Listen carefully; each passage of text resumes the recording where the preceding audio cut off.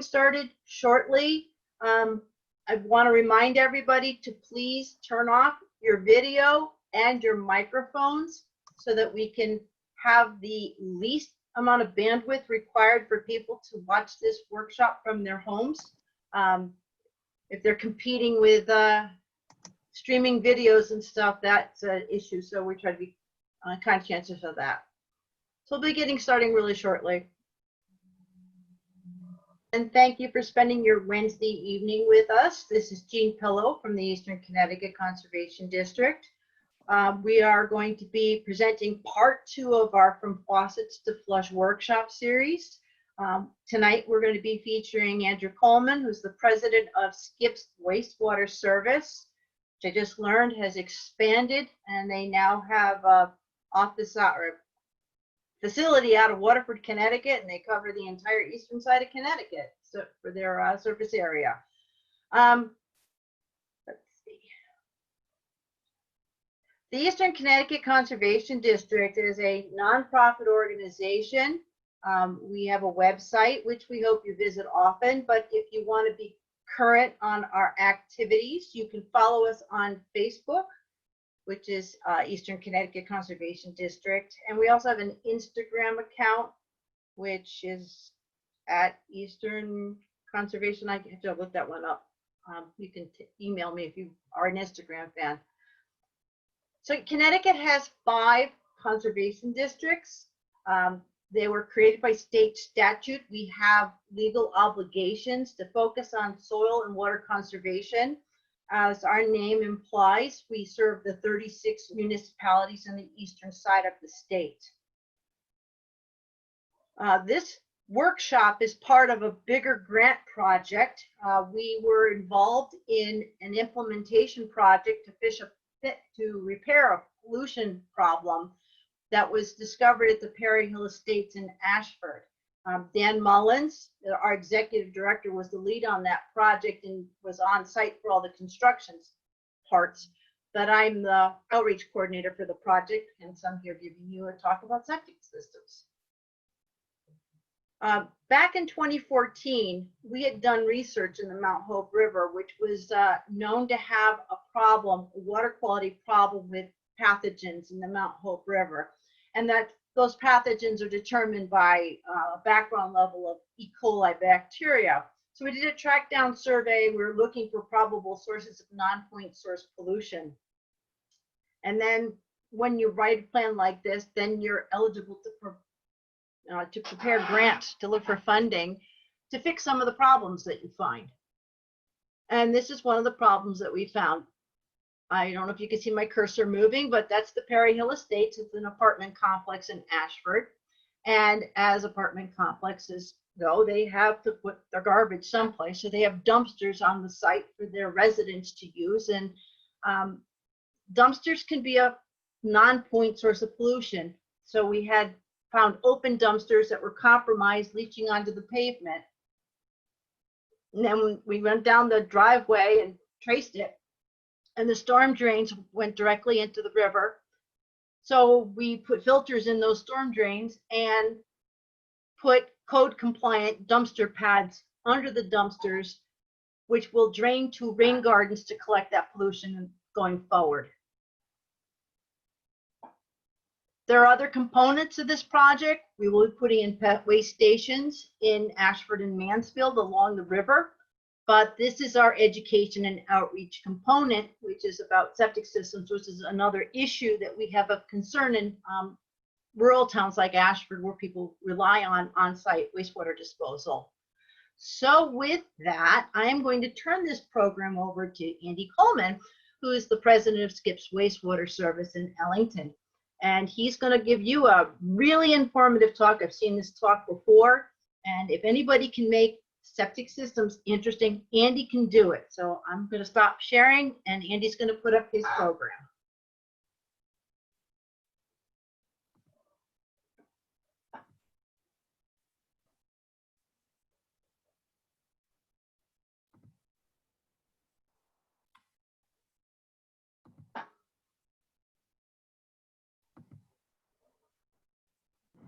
Okay, Jean, can you hear me?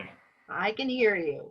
All right, guys. Gene, thanks a lot for the invite. It's always interesting to speak with you guys, and thanks for taking the time to listen. So, as Gene said, I'm Andrew Coleman. I'm the president of Skip's Wastewater Services. We have our main location is in Ellington, Connecticut, and we started another location in Waterford, Connecticut, which now allows us to cover southeastern and northeastern Connecticut for all septic services. Um, so we're going to run through how septic systems work, why we pump them, how we inspect them, how installations work, some code changes, and Gene, as you mentioned, any questions you're going to ask them, correct? So, all right, we're going to start with the basics, a septic tank. The easiest way to remember it is a septic tank is like a big filter. All the wastewater comes from the home, carries the liquid and the waste into the tank. You see the inlet baffle here that diverts the flow downward so it does not come into the tank with a high velocity. Bacteria breaks down solids to form sludge on the bottom. And the whole idea is that cleaner liquid called effluent flows out the outlet baffle and into the leach fields for proper treatment in the soil. So the picture you're looking at right now is a newer style 2-compartment tank. We kind of did this diagram ourselves to show how they actually work. You see scum floating on the top, that's solids that have not broken down yet, and you see the sludge on the bottom. And the idea is that the liquid in the mid-depth of the tank, right where it says liquid, is the cleanest, and that flows from the first compartment to the second compartment and out through the outlet baffle and into the leach fields. The newer style tanks almost have 3 filters. You have the compartments, and then you have an outlet baffle, which blocks floating solids, and then you have an outlet filter, which gets small particulates that would typically plug up a leach field. They stick to that filter and we can pull them out and clean them. So most common types of tanks now are concrete and plastic. Plastic has kind of caught up with concrete tanks for popularity. There are no more steel tanks. Fiberglass tanks are rather obsolete. So your 2 primary types are precast concrete and plastic. This picture here is more of a single compartment tank that was common, the standard up until about 1992 when the 2-compartment tanks came around. Same thing, it acts like a filter. Many of you guys who have septic systems probably have a single compartment tank. The access is a little bit different. You have 3 covers, one over the inlet, one over the center, and one over the outlet. And again, it's breaking down solids like it's supposed to. You just don't have the 2 compartments to further break down the solids. It is not recommended to put an outlet filter in a single compartment tank. And the reason is that because it's not 2 compartments to break down the solids as much, that outlet filter will plug up. Sometimes it'll plug up every few days. So people have done it, but it's not recommended unless you want to clean that thing out every couple days or every couple of weeks. And here are the outlet filters that we were talking about. Used in 2-compartment tanks, required in tanks after the year 2000. And there is a Connecticut list of approved filters, many different manufacturers, styles, shapes. They have to be approved with the health department through the state to be able to be used to meet code for those tanks. If anyone does have a 2-compartment tank that was installed before this became a code, you can put a filter in that. There is some of our customers have complained because we had replaced their original tank with a 2-compartment tank, and they say, Andrew, I'm having this problem. The filter keeps plugging up, and you have to come out every 6 months or every year. Every time you pump it, I get charged to clean this filter. I never had that in the past. And my response is, yes, it does require a little more maintenance, but all the stuff you see on that filter on the left would be plugging up your leach fields, and now it's not. The screen filter is protecting it. So it is a good thing to have. Septic tank access. You're looking at pictures of risers. if the tank is deeper than 12 inches, it needs an access riser towards the surface. So, you could have a riser within 11 inches, it still meets code. If it's less than 24 inches below grade, the minimum diameter riser would be 17 inches. Typically, they don't make 17-inch pipe, they make 18-inch pipe. If it's deeper than 24 inches, the minimum needs to be 24 inches inside diameter. The reason for this is pumping in the access. If the tank was 5 feet deep, it's going to be more effective to pump with a wider riser so you can get the hose in there, you can get the rake in there and clean things out. So that's how they change the code. So if the tank is 2 feet or less, it only needs a 17-inch minimum inside. If it's deeper than 2 feet, the minimum inside needs to be at least 24 inches. This became a code, I believe, 2 years ago. Septic tank cover should be kept on the tank when riser assemblies are utilized. If the tank cover is removed and the riser cover weighs less than 59 pounds, a secondary safety lid or device must be provided below the riser cover.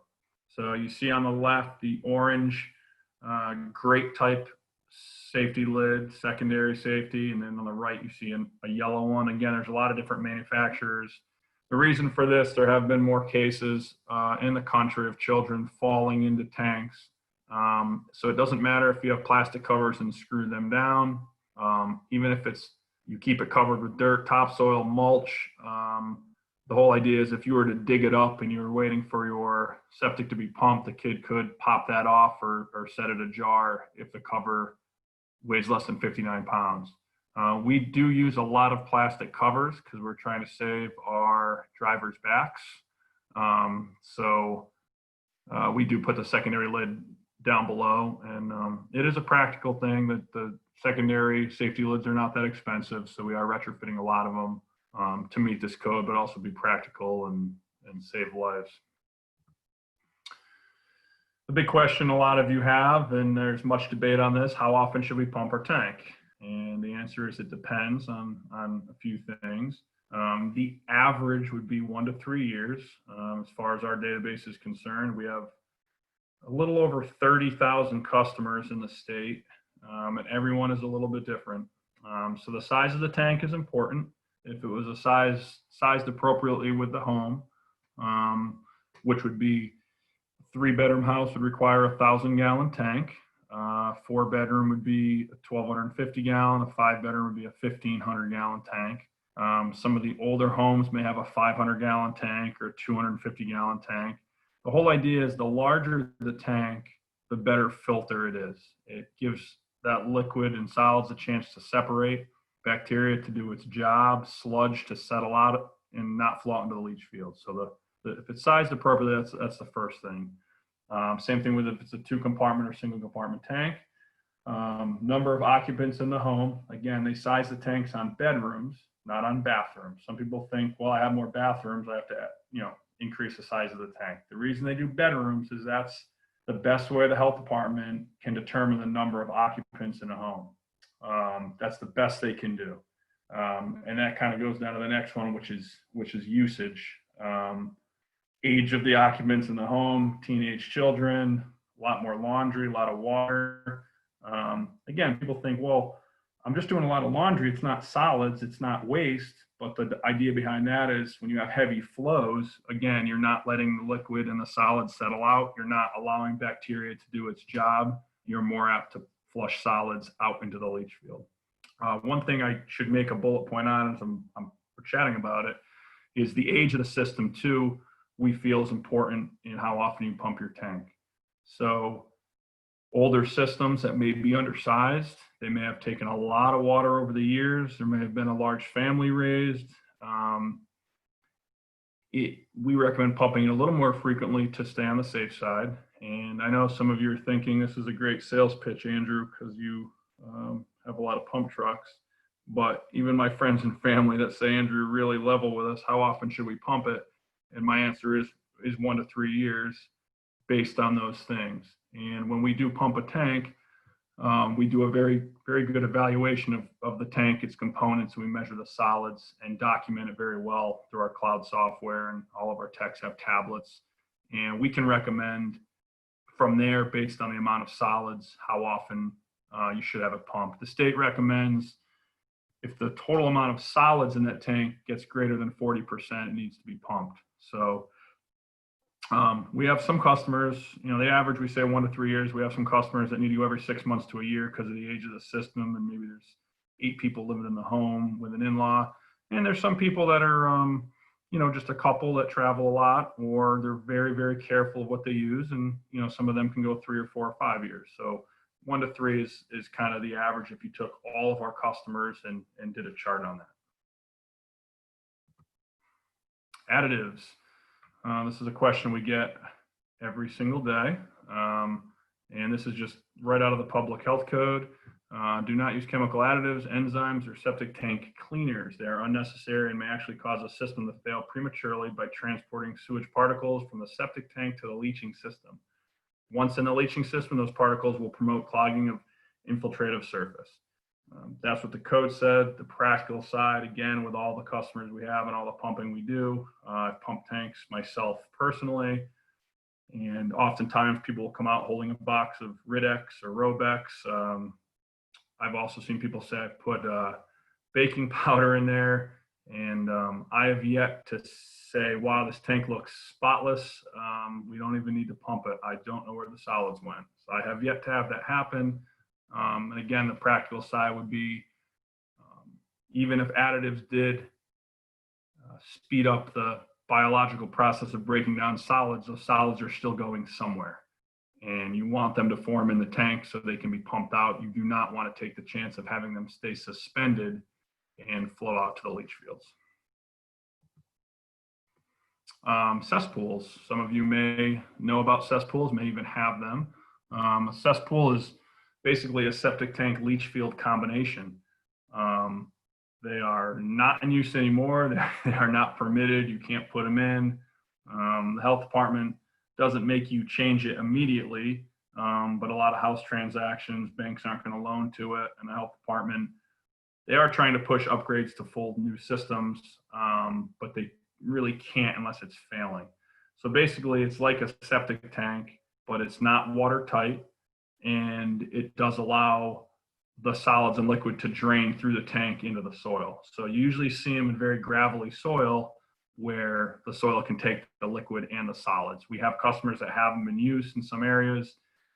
They're technically working, but the concern is that they're too deep, and a lot of times they interfere with the water table. So the water table comes up in the spring and affects the cesspool, but also you're putting untreated sewage, septage into the soil, into the water table. So this is just a diagram of a pump chamber. A pump chamber would be used along with a septic tank if the leach field were at a higher elevation and gravity wouldn't allow that liquid to flow from the septic tank to the leach field. So the liquid would come out of the septic tank into the pump station, and when the level came up to a certain height, a float would turn on the power, pump would kick it up through a force main, typically a 1.5 to 2 inch discharge line. And then when the level pumped down, the float would turn the power back off to that pump. You see an alarm float, which is just above the on-off float rather. If that level came up high enough to trip that float, the alarm would go off, letting you know either the pump wasn't working or pipe was clogged or something broke. And the code is a minimum of a 1,000-gallon pump chamber. So you have storage available if the alarm sounded and the pump failed over a weekend or a holiday, you can still use water and it's not going to back up into the home. Here's a picture of a pump chamber that is in need of rehab. You see electrical fittings in the upper part of the screen. You see wire nuts and Romex wire in the chamber. As you could imagine, inside that chamber, although it's out of the liquid, it's still exposed to humidity and moisture, and they corrode quickly. Some of them do manage to last quite a while. In the bottom of the screen, you see an old electrical junction box that looks like they pull the wires out and pinned them up to the top. We rehab them. This is one that we had rehabbed. You see plastic risers wide enough to access it. You see all new PVC piping with a threaded union. So if we ever had to get that pump out, we don't have to climb in there ever again. Our goal is to go in there one time to set it up, and then maintenance can be done from the top side. All of our floats are hung from stainless rod with float weights. So again, if we need to replace a float, we can pop that right out of there without climbing in there. The electrical junction box is outside of the chamber, and all you see is the wires coming through. So there's no electrical connections in the chamber that can be exposed to moisture and get corroded. Septic inspection. We're going to kind of go over our procedure when we're doing a septic inspection for a house sale that we would typically do for a buyer. We do have customers that have us inspect their systems every so often just to make sure it's in good working order. Sometimes maybe they're adding a pool or a deck, or it's just time that they want to have an idea of how it's looking. Maybe it's a pre-sale situation. Hey, Andrew, I'm thinking about selling in a couple of years. I'd like to have an idea of how it's looking. So we're gonna go through the procedure of what we're doing when we're inspecting. First thing we do naturally is locate the septic tank, locate the well. Typically the septic tank, the code is 75 feet away from the well. Oftentimes, if the house was built prior to the code coming out in 1982, you're going to see septics and wells closer than 75 feet. But even way back in the day, 40s, 50s, 60s, we still understood that the septic needed to stay away from the well. So typically, if you see a well in the backyard, the tank will be in the front and vice versa. Basic observations: look for a vent pipe, try to see where that pipe comes out, areas previously dug. If we can't find it through just our basic knowledge, we may flush an electronic locator down the toilet that we can pick up from another device, a tracker, and see where it is and see its depth. When we're cleaning the tank, we measure the depth of the liquid to make sure that the leach fields are absorbing liquid like they should. We remove all the floating solids, the scum on the top, remove the sludge from the bottom, and we note the total amount of solids. This thing we wrote up is a little misleading. We do remove all the liquid from the tank as well. So when we pump the tank, we are pumping it right down to the bottom. We are taking all the solids as well from the top and the bottom. All of our pumper technicians, again, when we're doing a septic inspection or just a pumping, we are inspecting the inside of the tank with a mirror and a flashlight, high-powered 1,000,000 candle-watt flashlight. We're looking for cracks in the tank, any deterioration, the condition of the baffles, staining in the tank for the liquid levels, and the flow from the inlet, having you run some water to make sure that inlet line is clear. When you're looking at this here, you can see a crack in the outlet baffle. You see some deterioration. A lot of tanks look like this. This one is probably 60s or 70s. You see some cracks on the wall here. Again, we've got a trained eye for it, so we can see it, but this tank does have some deterioration showing. This is the second or third time we mentioned liquid level, and we can tell a lot by the liquid level in a tank, especially if we previously pumped the tank. And if we remember in the first slide when we showed the side view of a septic tank with the flow line in and the flow line out, so the inlet pipe coming from the house and the outlet pipe going to the septic tank. Typical tank construction from the liquid level should be about 8 to 10 inches from the ceiling of the tank. Okay, so it's always going to look full, but it's really just at the height where the liquid's going to start flowing out to the leach fields. So we take a measurement of this, like you see with a tape measure, and mark it in our pumping evaluation.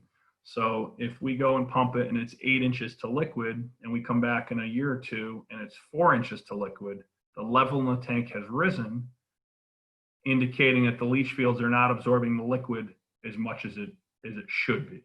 So it's draining slow, and it's indicating that there's an issue. This picture here depicts the liquid level is low. It's 18 inches or 19 inches, which means the tank is no longer watertight and draining liquid out into the soil, which again, at times it may in the summertime when the water table is low, liquid may drain out, but in the spring and heavy water table seasons, liquid could come into the tank and start working its way towards the leach fields and causing premature failure. Yeah, and this is kind of just showing stain levels in the tank. You see the jet black staining where the liquid typically sits, and then it's lighter staining up above that. This one is interesting. If you can see the black down below, and then you have a little layer of gray, and then concrete up above it. This is almost multi-layered, so you see where it typically maintains a level, but at times it fluctuates up and down in the next 4 inches, which means at some point that leach field wasn't absorbing liquid like it should. The outlet baffle, we mentioned it when we talked about the tank construction. It's very important to keep floating solids from floating out to the leach field. The upper left, you see floating solids are actually flowing out the outlet pipe right now. The functional outlet baffle, this is how they are when precast tanks are made with concrete. Now, even though we still use a lot of precast tanks, they don't make concrete baffles anymore because they know that the hydrogen sulfide breaks it down. So it's even with a concrete tank, we put PVC baffles on them. Leach field inspection, looking for wet spots, lush growth, sewage breakout, and grading issues. So if we were to, this is a very basic observation, but if you see a breakout with lush grass, meaning that the effluent coming from that tank is surfacing, that's actually a Connecticut Health Code failure if it's blowing out of the ground. Grading issues too, we want to make sure that water isn't coming from downspouts, coming down a hillside and just sitting on your leach fields and draining into the ground. All of our inspections now, we use this fiber optic camera, which is a very, very cool tool. We can send this down your leaching trenches. We can send it down any piping. Gives us a snapshot of how the system is currently functioning, but also gives us a little bit of the history as well. This is down a leaching trench that customer's having a problem with, liquid draining. We sent the camera down and you see just a pile of dirt, which was blocking one of the pipes. This camera also has a locator on the end of it, which we can pick up with a tracker so we could find out exactly where that obstruction was, dig down, fix that problem without tearing up the entire yard, which is nice. This is the camera view of a distribution box. And we're looking right now in this, again, I've got a trained eye for it, but we're looking for current liquid levels, which you see right at the bottom because we're looking at the pipes going to the leaching trenches, but we don't see any high staining levels. We see how high the liquid level has come up at some point, maybe 3/8 of the way up these pipes. And now we see nice clean concrete all above that and shiny, which indicates that the effluent, the wastewater, has not gotten up that high. Again, wastewater is very aerobic. It's got a lot of nutrients in it, a lot of bacteria in it, and it does stain. It stains concrete, it stains pipe. If that level had risen up for a couple of days, even if it drops back down, it's going to make a stain that we can see. And here's some distribution boxes. We looked in a camera view of one, but here's what they look like when you actually dig them up and expose them. The upper left is a concrete distribution box, deteriorated, and there's some solid accumulation out there, which would indicate, again, high usage, lack of pumping, things like that.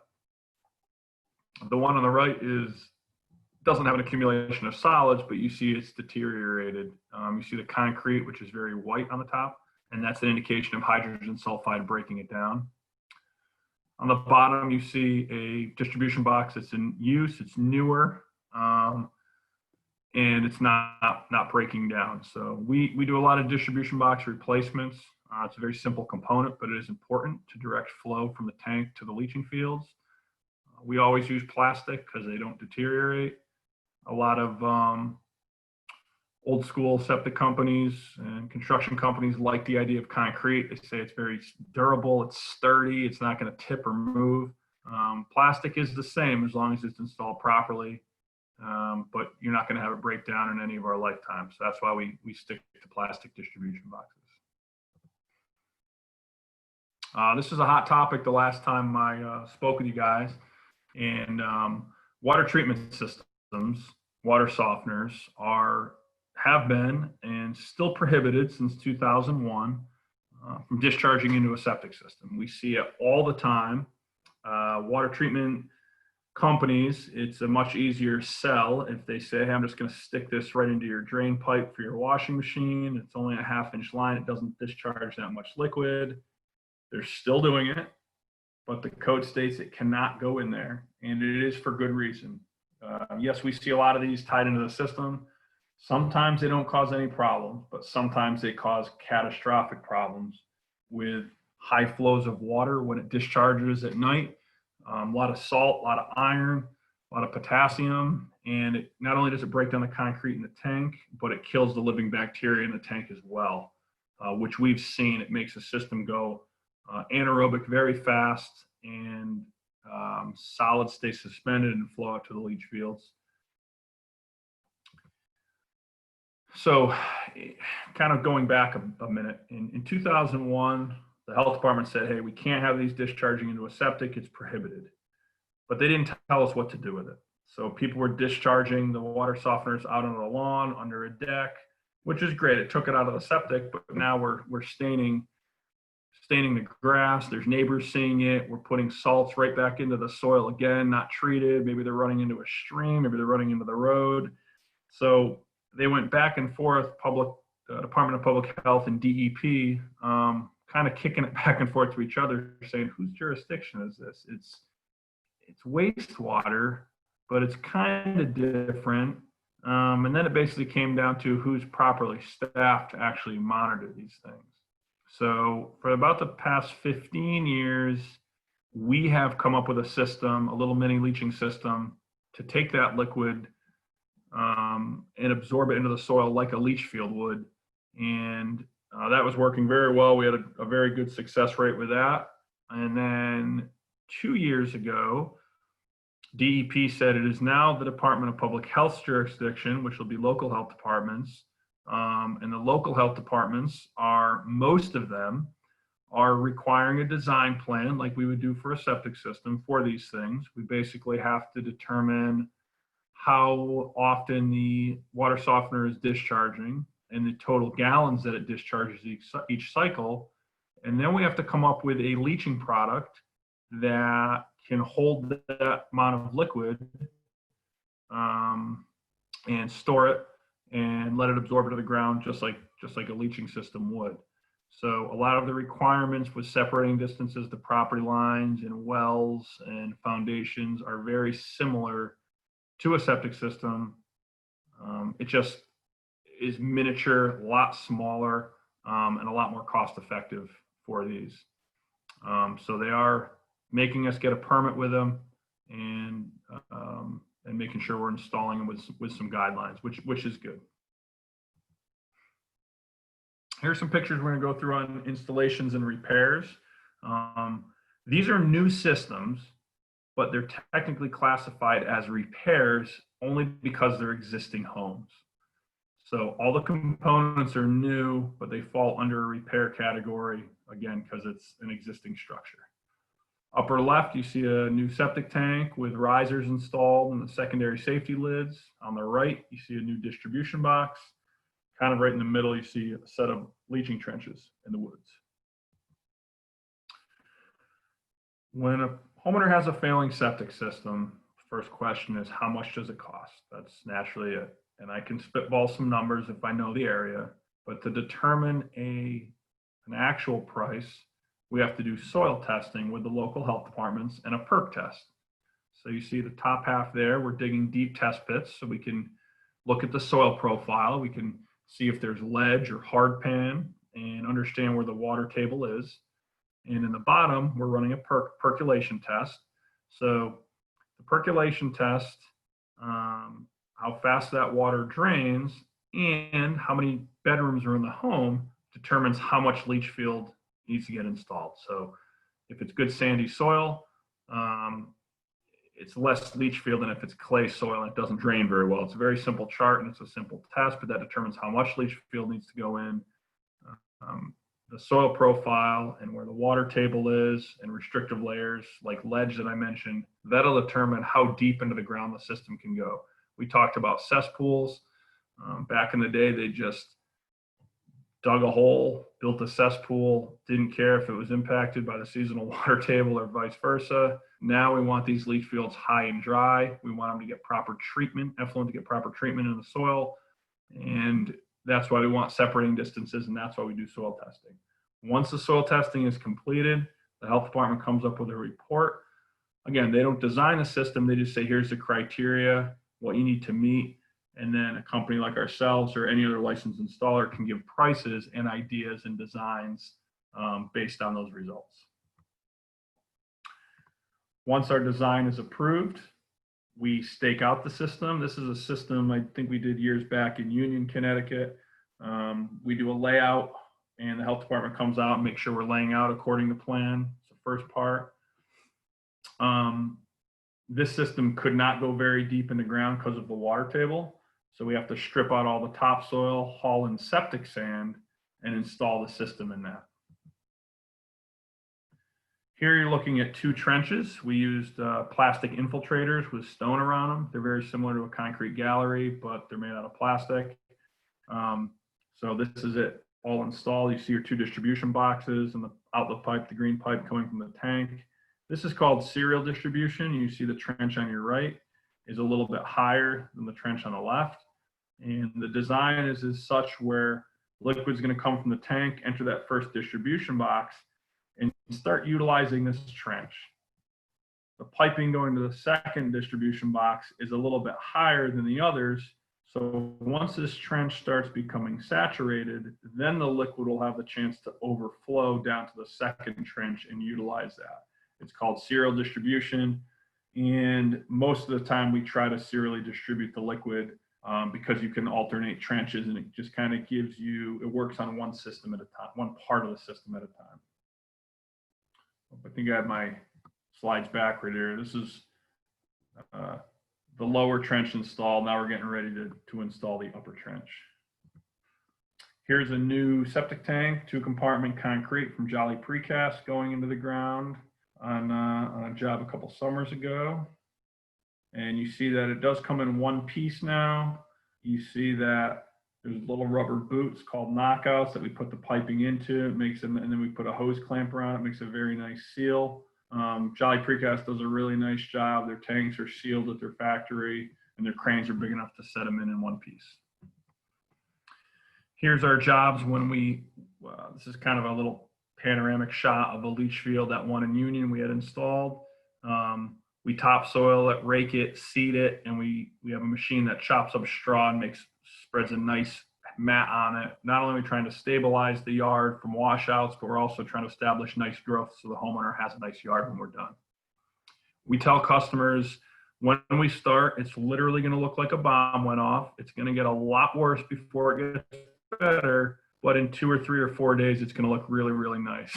And usually they say, Andrew, you're right. The first day we came home, we were terrified. But now we see it all working and you finished it up good. And after a month or 2, grass is growing and things go back to normal. These 4 pictures here are just a couple of different types of leaching systems. The upper left are the plastic infiltrators, chambers with stone around them. The upper right are concrete galleries with stone around them. The bottom left is called a GST, Geomatrix developed that product. I know it doesn't look like much, but it's basically a grid with sand and stone. And the bottom right is called a Mantis unit. That leaching product is manufactured in East Hartford, Connecticut. Some of you may be thinking, why am I looking at 4 different leaching products? And there's probably a couple hundred leaching products that are approved in Connecticut. And each product counts for a different amount of leaching credit to meet square footage requirements. They're different heights, different shapes, different sizes, different weights. It's a market and a situation where companies try to come up with a better product that's maybe more stable, maybe it's more durable, maybe it's easier, quicker to install. A lot of them have a much smaller footprint. So the 2 you see on the bottom, the reason they have grids is because they get more credit because they get interface credit between the grids. So the name of the game now is, well, now we want to disturb less of a yard. We want to have a much smaller footprint. How far can we go and design for more leaching credit? To give you guys an example, a typical 3-bedroom house with a good percolation rate would need to have 495 square feet of leaching area installed in the yard. So then you can look through the code book and say, I could put in 3 70-foot rows of pipe and stone trench at 3.0 square feet per lineal foot. I could put concrete galleries in. They count for 5.9 square feet per lineal foot. The ones on the bottom count for 11 to 26 square feet per lineal foot. In other words, those products at the bottom count for 3 times to 8 times as much as a typical pipe and stone trench, which means you can install these systems, meet the requirements in a much tighter package. For me installing them, I'm a fan of a few of them, some of them not sold on yet, but they do save space, your yard, for future things in your yard, and they do save money as well. Here's a picture of an old steel septic tank. Hopefully, if someone has a steel septic tank, they're not terrified right now, who's listening. Steel breaks down and rusts and rots. I'm sure everyone knows that. Same thing when they're in the ground. When we pull them out of the ground, they look like Swiss cheese, just like this. Here's a new plastic tank installed. I know we showed a lot of concrete tanks. Same concept, same 2-compartment tank as the one that was getting craned into the ground. This one is just made out of plastic.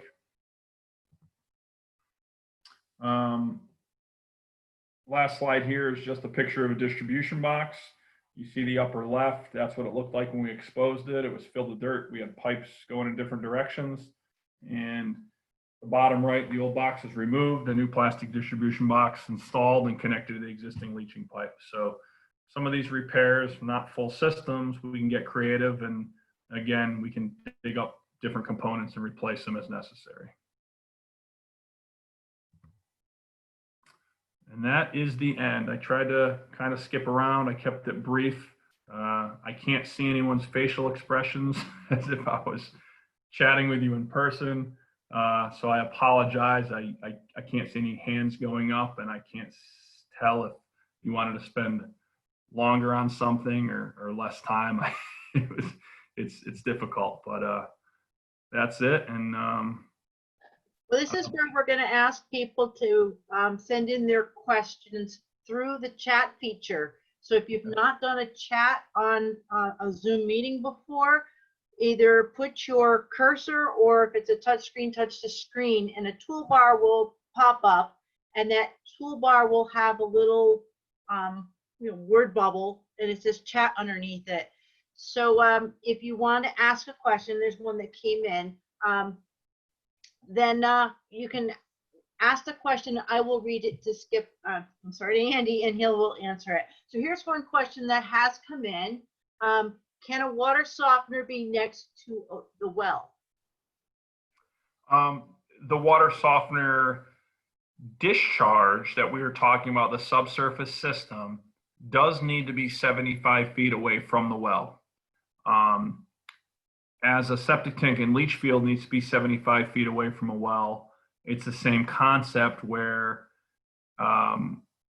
if the water softener discharge is not that distance away, you have the risk of the contaminants that the water softener pulled out of the well water running back down into the well and back down into the water table.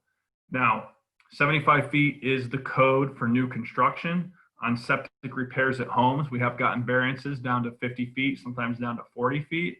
So you could get a variance for that if you had a very tight lot that wouldn't allow 75 feet.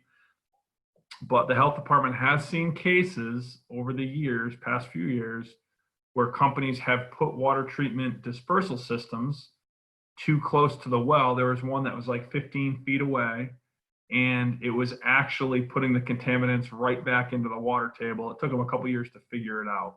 So 75 feet is the guideline. You can get a variance if you need to be a little bit closer to it. Okay, there's a follow-up to that question. Let me see if I can find it. Does it have to be 75 feet away from the septic tank? A great question. It has to be 10 feet away from any part of the septic tank or leach field. 10 feet is a separating distance on that.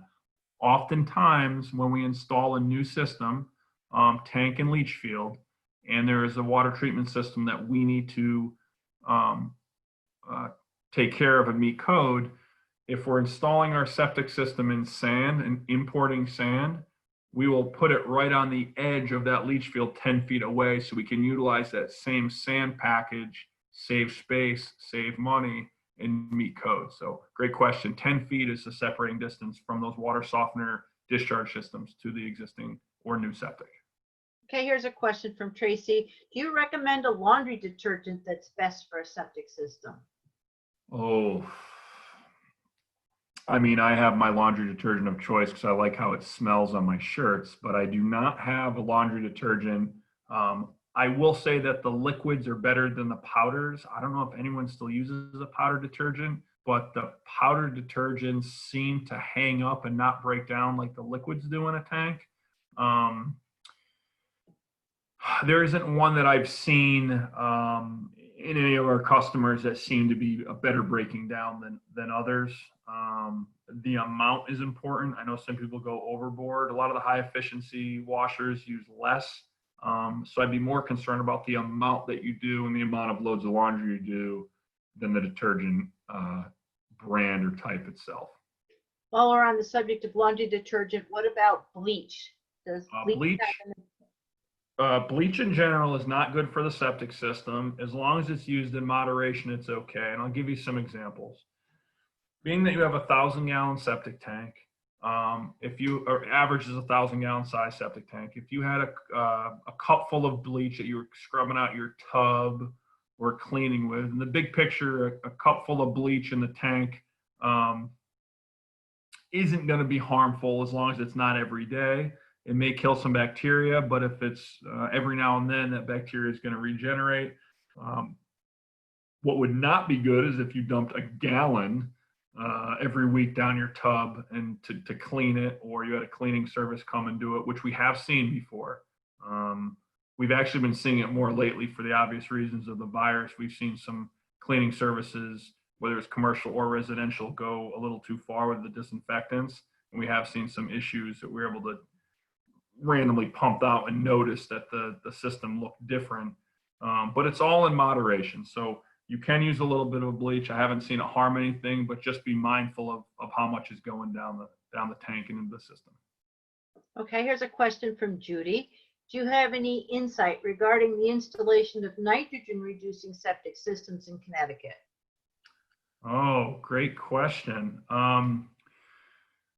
That'll kind of be a two-parter here. So unfortunately, Department of Public Health is very far behind on the nitrogen removal for residential systems. Now, what I mean by that is we are very stuck with the basics of systems and how they work. We do have some code changes, but the operation of the systems we have has not changed and doesn't seem to be changing anytime soon. There are a lot of products, and I follow this stuff closely. I go to trade shows all over the country to try to see what's out there. And a lot of systems are getting, a lot of products now have media filters, and they use a lot of peat moss or sometimes plastic pellets. And the whole idea is to lower nitrogen before it even gets into the leach fields. So in other words, other states are requiring that the effluent and the wastewater is a certain quality before it goes into the ground, which is it's a fantastic idea for the environment, but it's also a fantastic idea for the sizing of these septics to be much, much smaller. So there's a lot of neat products out there. Unfortunately, we can't use them yet. On the commercial side, flows greater than 5,000 gallons a day get turned over from Department of Public Health to DEP. And I don't know if anyone is familiar with Ashford, the Evangelical Christian Center on Route 44 and the Ashford Eastford line. They have a compound back there with a bunch of different buildings. We replaced all their septic systems under order of DEP, and they also have an old home from the aged in the back. It's a senior citizen center, and they have a DEP septic system, which is similar, just a much larger size and some different requirements. And their nitrogen levels were too high. So DEP didn't know what to do with it other than turn it into its own little miniature wastewater plant, which was not cost prohibitive. And a company, an engineering firm from Massachusetts, patented a nitrogen removal system, which is basically an enormous curtain drain with wood chips, hardwood actually. And we installed one this past fall up there. It was a wood chip trench, 300 feet long and 18 feet deep, 2 feet wide. First one installed in Connecticut, and it lowered the nitrogen 90% downgrade, which was a huge success. And hopefully we'll be doing more of them on the commercial side. And hopefully, now that we hopefully can do more of these, that it actually worked, we can start seeing this on the residential side as well for nitrogen removal. So I know that was rather long-winded, but hopefully that helps. Well, for some of us, it's very meaningful because we do projects that focus on removing nitrogen from wastewater. Gotcha. For Mora, did you say you preferred plastic tanks to cement tanks? I actually, they're kind of neck and neck in my book. Plastic may have just edged the concrete. I'll kind of give you my quick point on it. From construction purposes and cost, they're about the same price now. Plastic tanks used to be 2 or 3 times as much, but they were able to change their design to make the shipping of them more reasonable. The pros and cons are this. Concrete tanks are very heavy, they're very thick, they're durable in a very rocky, ledgy site. Plastic tanks are a little more delicate when you're backfilling them, but concrete tanks are so heavy, they weigh 12,000 to 15,000 pounds. You have to get a crane truck in there to set that thing in the ground, where plastic tanks can be carried with a small excavator. 2 guys could drag it. So, again, the cost is the same. They both have their pros and cons with disturbance of the yard. And again, concrete tanks are less buoyant, but they still can be buoyant. They still can float just like a barge could. Plastic obviously is going to float easier than that. I mean, the pro and con list is almost neck and neck. I've just liked what they've done with plastic over the years. Plastic does have a lifetime warranty. Our guys know how to install them. And it's been typically less disturbance to the yard. So I think the less disturbance to the yard puts the plastic tank slightly ahead of the concrete now for us. Interesting. The next question from Ralph is, have you ever seen a septic tank lifted out of the ground due to high groundwater levels? Can this happen when the tank is pumped and now has high buoyancy? Does that happen with the plastic tanks? Yes, I'm trying to think of how to answer this with our personal experiences and not going too deep into the engineering side of it. So we have actually floated concrete and plastic tanks on systems we installed, and it is absolutely terrifying and frustrating. Situations where we got it inspected and didn't get it backfilled in time, and had a very severe rainstorm and water wasn't graded properly. I've actually seen a 12,000 pound concrete tank float like it was a boat. But that is a good question. So there's buoyancy calculations for concrete and plastic tanks. And the plastic tanks that we use, we basically look and say, when will this thing when does it lose buoyancy, regardless if there's liquid in it or not? Because when I mentioned there's septic tanks and pump chambers, sometimes we have to do a plastic pump chamber, meaning there's not going to be much liquid in it to help with buoyancy. So the plastic tanks that we use, as soon as there's 18 inches of soil over the top of it, boom, it loses its buoyancy. In situations where there's less than 18 inches of cover over it, you're allowed to put concrete blocks, mafia blocks along the sides, and you can strap it. Or we could make sure there's a certain amount of liquid on the bottom of that at all times. from what we've seen, I have never in the history of my career pumped a tank that's been in the ground and had it float because of the water table. Typically, the tank sits in the ground and forms itself in there, where even if the water table raises and lowers, it hasn't popped the tank out of the ground. The only ones I've seen pop out of the ground are ones we've installed that we didn't have enough cover over it, grass hasn't grown, and water was able to get in there and pop it out of the ground. So again, the short answer is tanks have buoyancy calculations of when they're just not buoyant. And we pay attention to that when we're installing a system. And sometimes we use concrete over plastic because of that, because we couldn't get the cover over it. Worst case scenario, we can't get the cover over the system with soil and it is high water table and we have to use plastic. We've used ballards to strap it down, just to appease the health department and be sure that it's not gonna pop out of the ground. Okay, this next one is from Jamie. What are some early warning signs that there may be a problem with my system? I've owned my house for 5 years and haven't done any maintenance yet, and I'm not sure when the last owner did maintenance. It's a good question. Unfortunately, a lot of times with septic systems is you don't know if you have a problem until it's too late sometimes. And the reason is the failure is going to start out in the leach fields, which you're not going to know about, and gradually work its way back to your septic tank and raise the level of that tank periodically, because the liquid isn't going to get absorbed into the leach field. And you may not know until you start backing up into the home. So I'm not trying to scare you. I'm just trying to tell you the reality of failure is going to start in the leach field and work its way back towards the house and into the tank. If the leach field is shallow, you may see sewage breakout before it backs up into the home. Some people may get some odors. Some people may get some fixtures going down slow toilet flushes, things like that. I don't know if you could ask and get back, but how old is this system? Is it a newer system? I know you said you've only owned it for 5 years. Is it an old system? What do you think the year is of it? 2005 install. Oh, okay. So that's a 2-compartment tank with an outlet filter. Most likely the problem that would occur first, being that it's that new, would be the outlet filter would start to plug up. If it does have an outlet filter in there, and start causing a backup into the home. A slow backup into the home would probably be the first sign. But being that you're at the 5-year mark, it would probably be a good idea to just have it pumped and cleaned and solids measured and that outlet filter cleaned if it has one, and kind of go from there. Okay, she said the toilet flow has lowered. Let's see, from Jordan, is there any way to say how much a water softener discharge system would cost to install, an approximation? Yeah, good question. Our prices are typically right around $2,500.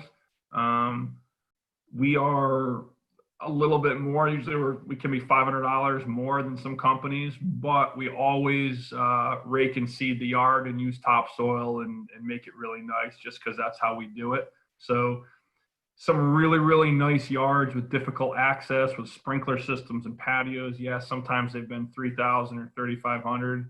But we've done some in very simple yards where there's very nice access and good slope. We've done them for $2,000. So $2,500 is about the average to meet the code and put it in an ample amount of subsurface area to handle your flow from your water softener. Okay, I have a question from Tom. We have a steel tank and it was installed before. Somebody keeps asking questions. It was installed before we bought that house 14 years ago. When will we need to replace it? Ooh, that's kind of a loaded question. I would say you need to replace it next week, because I like selling new tanks and things like that. But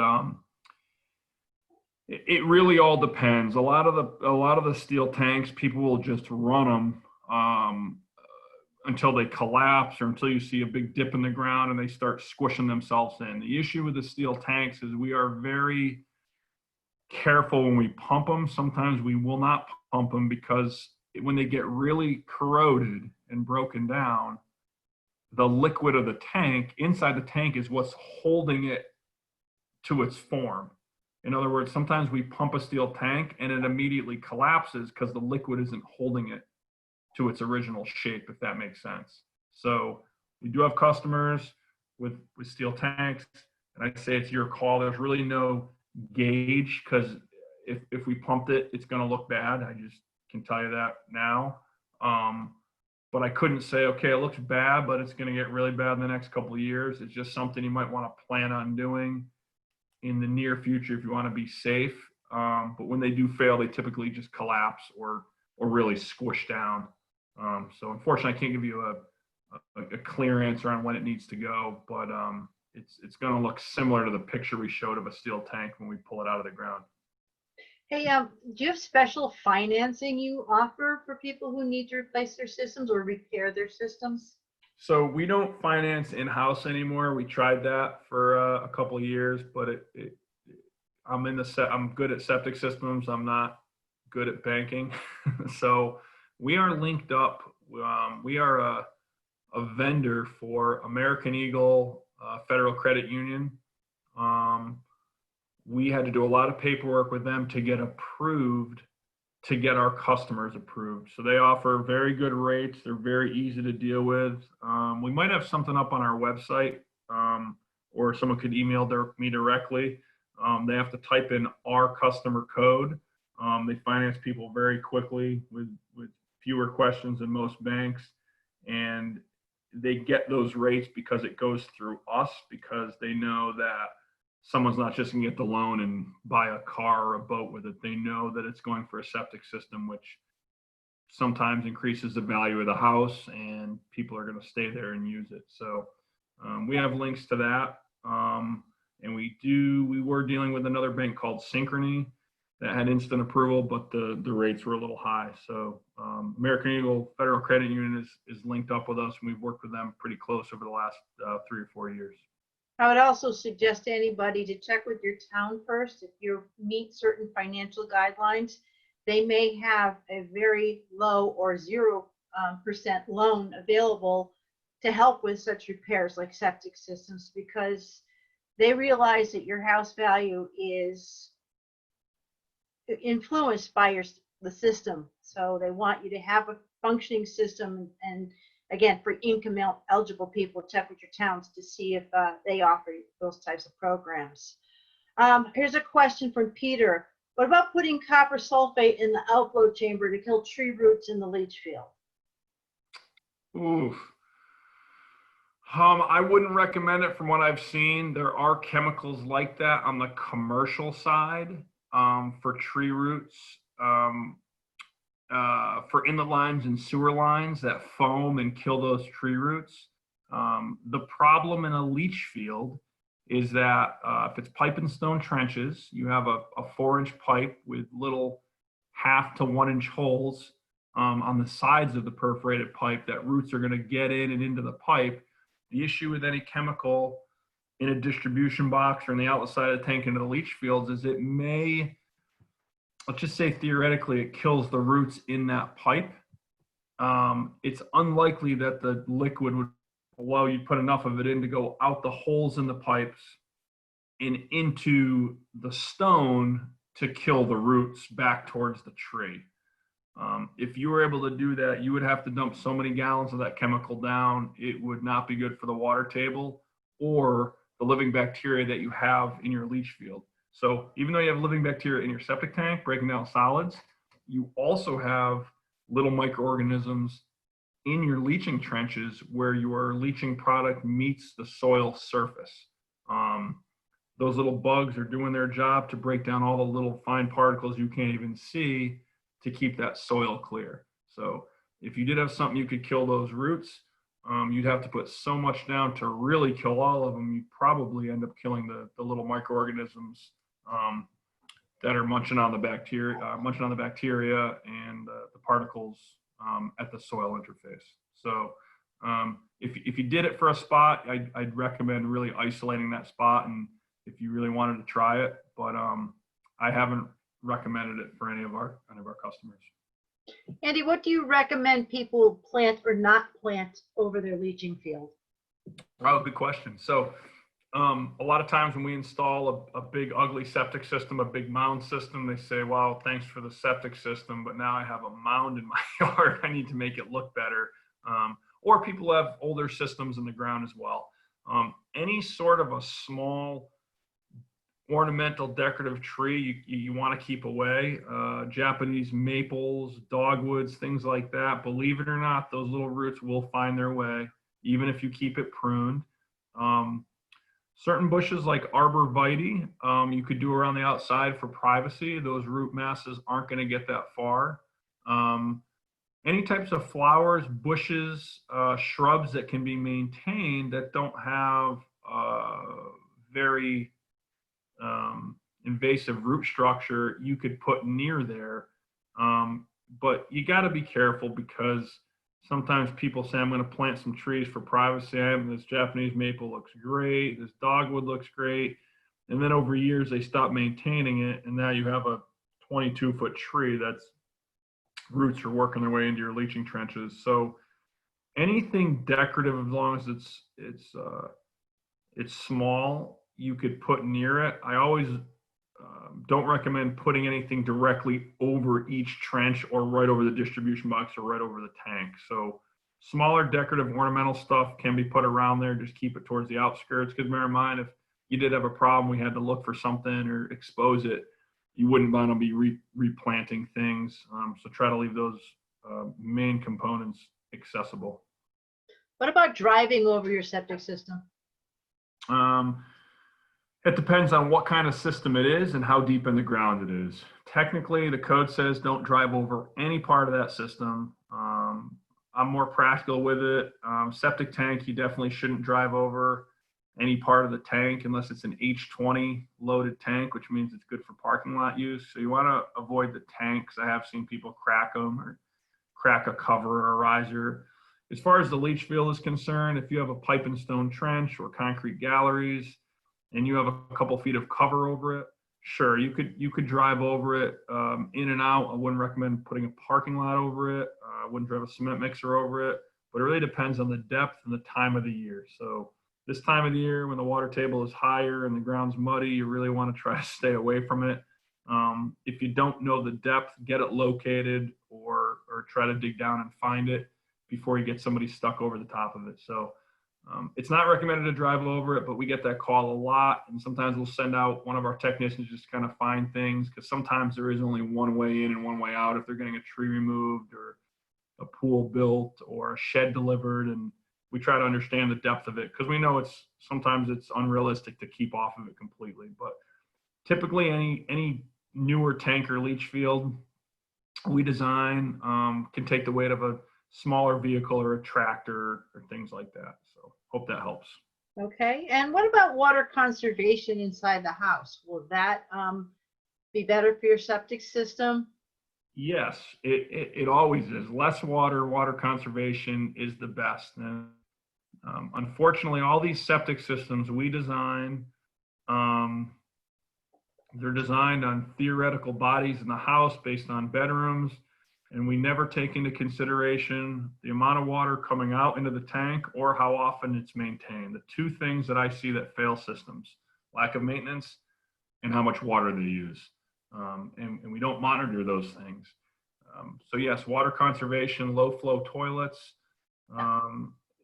is the best. The lower the flow, the less absorption that leach field needs to do, and the longer those bacteria, the microorganisms have to break solids down the tank and in a leach field. So that's one of the biggest things we see would just be maintenance and conserving water wherever you can.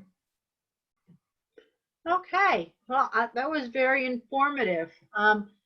If anybody wants to sign off now, thank you, Andy. But if you want to hang on, I have a little trivia game that we could play. It's called Can You Flush This? So if Andy, if you'll take your screen down.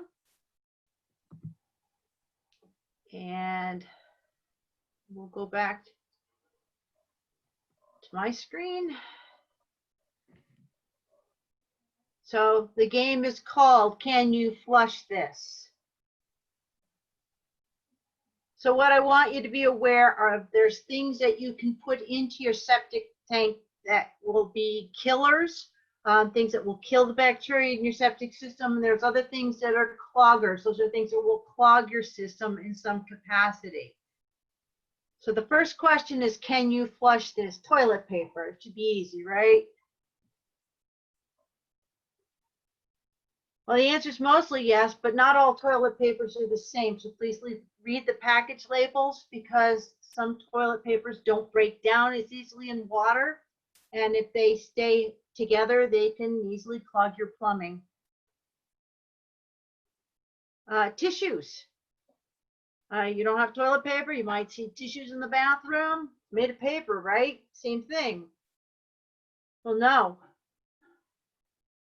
Tissues are designed to contain gooey fluids, and they don't break down in your hands. They're not as likely to break down in your system. You'll be clogging up your system using tissues. They belong in the trash, not the toilet. Leftover or expired medication. No. While it's not good to have those things in your home, some of these things are like antibiotics, will kill the germs in your system. You do not want to put them down your system. And other things are endocrine disruptors.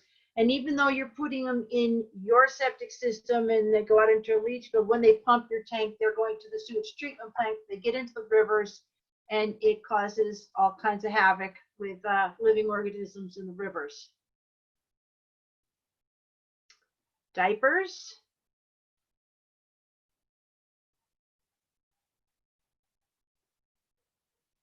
Both no. You can knock the solids out of a diaper, but then you should put the diaper into the trash.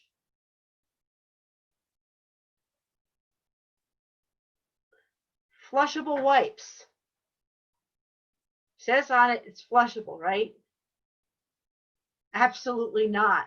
This is something that I don't understand, how they can say they're flushable. And I'm sure many of you have seen what happened when everybody started to stay home and use their bathrooms at home. There was a sudden cry from all the sewage treatment plants, because everybody was cleaning everything and throwing the wipes in the toilet. They were clogging up the systems and breaking down their pumps. They do not belong in the trash. I mean, in the toilet, they belong in the trash.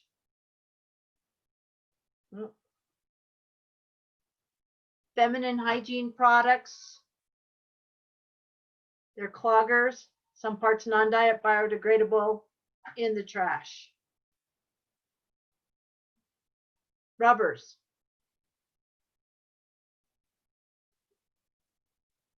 They're cloggers, they go in the trash.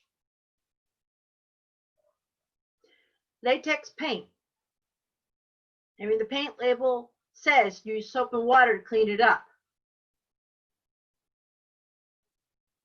Latex is a kind of rubber. It does not belong in your plumbing. It'll clog your system. If you're going to clean your brushes, and I do encourage recycling, you should do it in a bucket, and then you can pour the bucket out on the ground and let it soak in there rather than clog your system. Fog, fats, oils, and grease. They do not go down your drain. You can get a hardening of those things in your plumbing, in your pipes, and reduce your capacity. So the recommendation is you put it in a can, let it cool down, and then dispose of it in the trash. Flushable cat litter. You might be on to me. Yes, it is another trick question. It is biodegradable, but it's often made of processed newsprint, corn cobs, and wheat byproducts. And if you're flushing these things down into your septic tank, you're going to add to the solids at a more rapid pace. And you wouldn't put a newspaper down in your toilet. So these products really are not designed for septic systems. How convenient. We now have flushable toilet brush pads. Again, These things do not break down quickly in water. They could potentially clog your system. They're better off in your trash. Cigarette butts.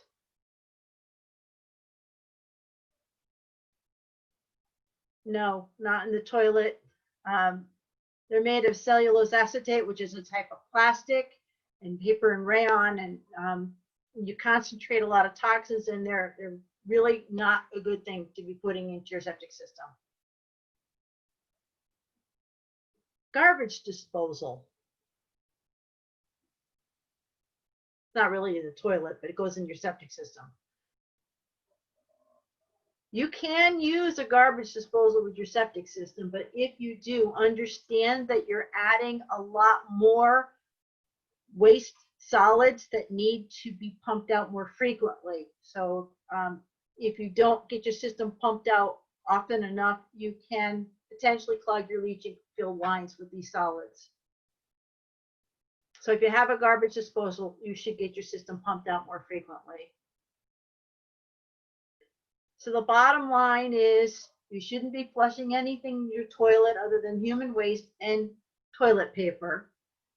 Avoid putting food scraps, coffee grounds, fats, oils, and grease down your kitchen drain because they could clog your system. Don't put solvents, medication, plastic, latex paints, or pesticides down your drains.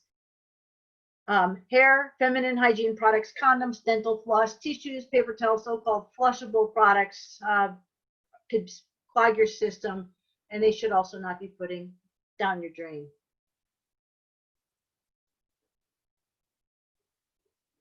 We're going back through the system again. So anyway, thank you everybody for participating in our show, our program tonight.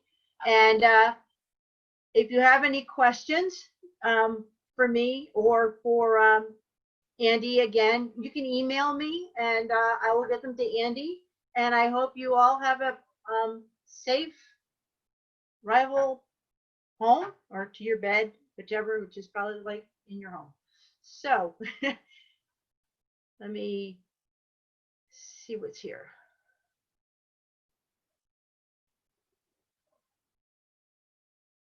Okay, we got some really great reviews, Andy. So thank you for your time, and everybody, good night. Thanks, Jane. Thanks again for having me on. Okay.